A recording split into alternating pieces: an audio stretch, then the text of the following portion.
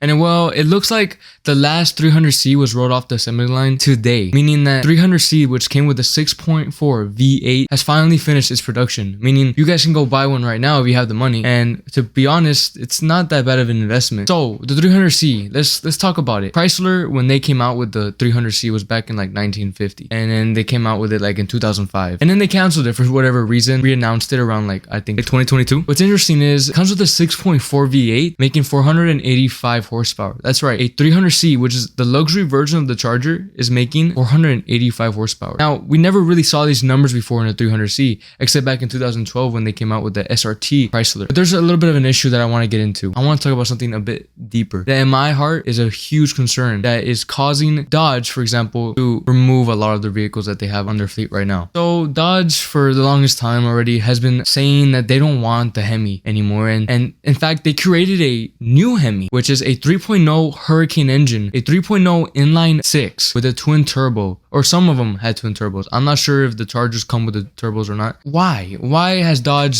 done this, and why have they decided to create a new engine when the Hemi was a perfectly good engine that everybody likes, that you would see all over the place? Why would they remove this Hemi that has been around since 1905? Let me explain it to you. So the government has this thing called CAFE. And what does CAFE do? CAFE does corporate average fuel economy, meaning basically a regulation of how far a vehicle can go on 1 gallon of fuel. CAFE is the regulation of miles per gallon. CAFE has pretty tough regulations, meaning throughout the years, the more and more restricting they get, the more and more Dodge is forced, or for any company in fact, forced to stop making bigger engines because, well, they consume a lot of fuel on 1 gallon. And this is a big problem because the 6.4s, the 5.7s, all Hemis of the Dodge family, or we can even go to the 5.3s, to the 5.0s, all of those engines are extremely gas guzzling. Guess what? CAFE doesn't like V8s because they produce way too much emissions. When Dodge makes vehicles over the restriction amount, the limit is an actual big fine, and the fine is kind of insane if you really go into it. Fine for automakers that fail to meet the corporate average fuel economy is $15 per 0.1 mile per gallon that they go over. Not only that, the fine is then multiplied by the number of vehicles sold that don't meet the standards. In fact, there's not one vehicle at the Dodge dealership that is meeting the CAFE requirements. If you were to look around and start kind of viewing the vehicles, you will see right away that it's nowhere near close, 53 miles per gallon. Of course, if we move on to all the other vehicles, for example, this Dodge Durango, which comes with a V6, it's even worse at 26 miles per gallon. And that's not to mention, we're looking at the highway miles per gallon, which is one of the most efficient times that a motor will consume gas or fuel. So why are they still able to get away with having these vehicles that are nowhere near the miles per gallon that the CAFE requirements are requiring? As of 2024, Stellantis paid $235.5 million. That's record breaking. But as the requirements start to become even more heavily enforced and more extreme, they are having to raise the prices like crazy on these vehicles. For example, a Scat Pack that I used to get with a 392 used to cost around $50,000 to $40,000. And now, if you were to look at the prices that they're selling these vehicles at, is an extremely amount more.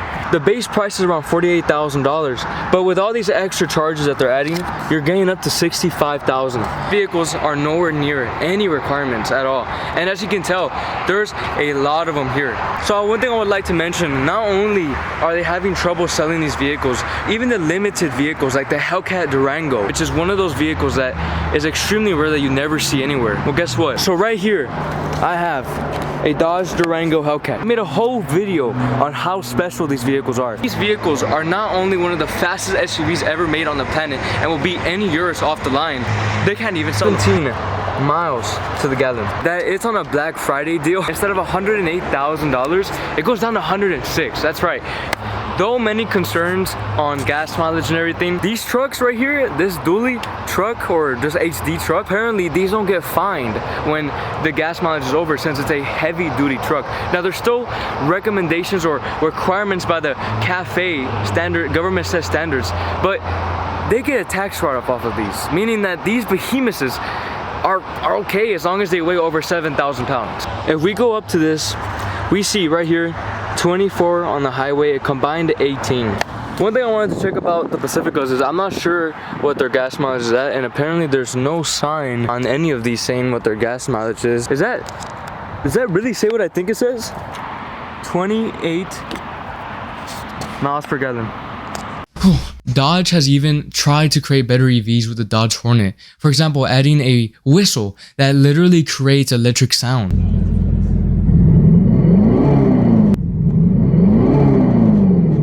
If we even look at Lexus, they're trying to create a better EV with a manual transmission, an electric manual transmission. When have we seen such technology? We're already seeing stuff like this with the Hyundai Ioniq 5 and Performance, which if you guys don't remember, the BMW official, the BMW designer of M, literally went into Hyundai, and now they're making basically BMWs. If we look at the Ioniq, they're adding artificial engine sounds. That's how much we're missing the sounds of engines. But now we have to use our imagination. It's unfortunate, but what can we do? Anyways, guys, I hope you guys enjoyed the video. I worked really hard on this. If you guys want to see more, you let me know.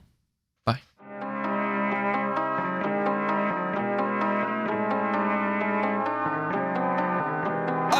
Hey, Southside, where you get all that drip?